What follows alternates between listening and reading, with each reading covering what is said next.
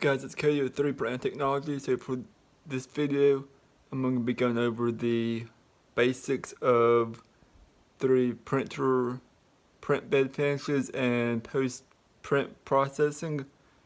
So pretty much the texture of the build sheet that you're printing on, or stuff that you can do after your 3D print has finished printing, like applying acetone, however you say it, to print, or using sandpaper to smooth it out. So anyways, let's get into the video.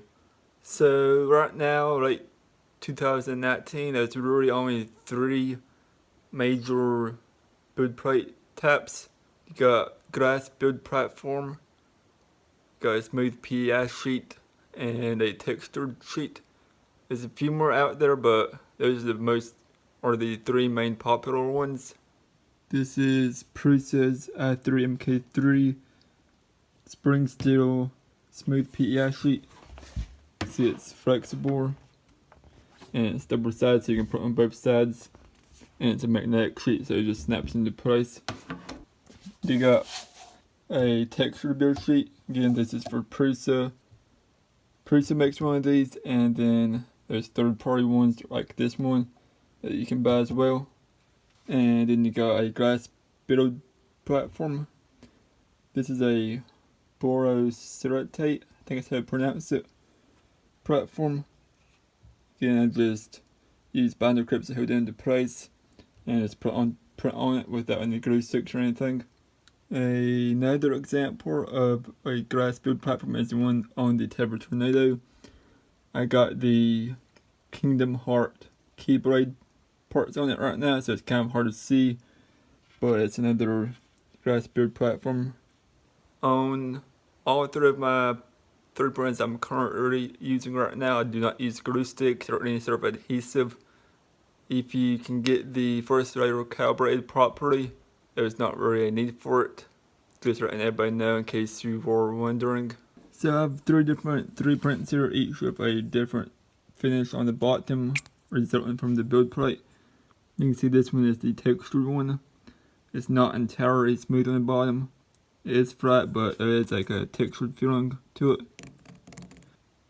And then I have this white bench sheet in PLA, and this is a glass build platform plate. You can see it's more shiny and smoother than the rest of these. And the last one is the smooth PEI sheet.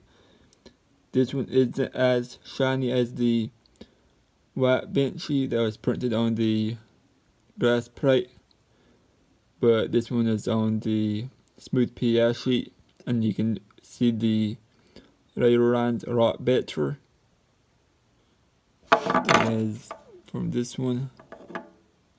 Here is acetone. You can pour this into a cup and cover it up and have a 3D print soaking into it, something like an ABS filament print. And over time, the vapors from the acetone will smooth it out, and the print will turn out something like this. As you can see, those before and after pictures. It'll come out more smooth and shiny, sort of like the layer lines have been melted together. Another technique is to polish the 3D prints. As you can see here on Google, it says to get a soft cloth and apply a small amount of liquid polish, and just to polish it, make it look really smooth. This is similar to the acetone finish. And here's some images of what it will look like once it is polished.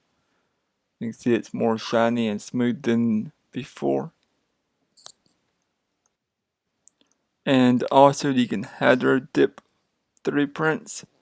If you don't know what header dipping is, it's a technique that uses a plastic film which you apply to a tub or bucket type container of water.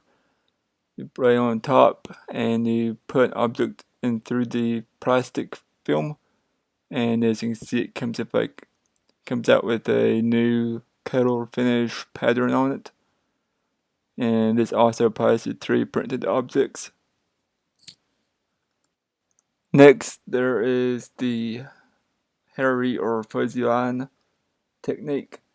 Seen it around on Thingiverse and Instagram and YouTube. This is a 3D printed line that has a support column around the mane of the neck.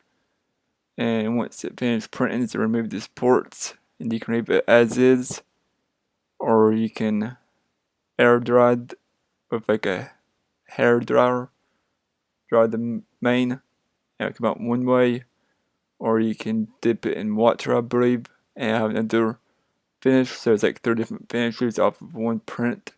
So that's an interesting technique. Another tool you can use is sandpaper or some sort of sanding tool, like a Dremel bit on the 3D prints. You can start with a rough coarse sandpaper and work up to a really smooth one, like 2000 I believe grit. Make it really smooth finish and smooth away all the layer lines. You can also use plastic paint on the 3D prints to paint figurines or spray paint a whole different color if you wish. And you can use hot glue or super glue on 3D prints to glue 2 pieces together, or a piece that has broke. An example would be if I have one big part that has split to print and then glue them back together to make it one big part.